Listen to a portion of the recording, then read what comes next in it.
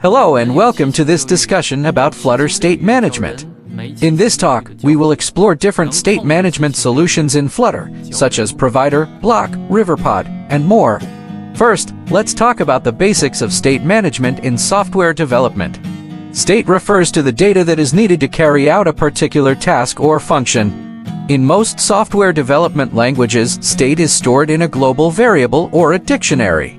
This approach has its limitations when it comes to scalability and reliability. Flutter provides several state management solutions to address these challenges. One popular solution is the provider pattern. The provider pattern stores state in a global variable that is shared across all components. This approach is commonly used in React and Angular, and it works well for small to medium-sized apps. Another solution is the BLoC pattern, which is similar to the provider pattern, but provides a more modular and encapsulated approach to state management. In a BLoC, the state is stored in a private method and accessed by the components that need it. This approach is particularly useful when dealing with complex state management scenarios.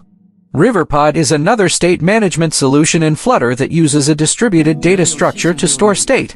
This approach is particularly useful for big data applications that require high performance and scalability. Finally, we have the Dart State API, which is a declarative approach to state management in Flutter. This API allows developers to declare state properties and access them using dot notation. This approach is particularly useful for developers who want to abstract away the underlying state management architecture. In conclusion, Flutter provides several state management solutions to meet the varying needs of developers. Whether you need scalability, modularity, or high performance, there is a solution in Flutter to suit your needs. The key is to choose the right approach for your app and understand the trade-offs of each solution. Thank you for listening to this discussion about Flutter state management.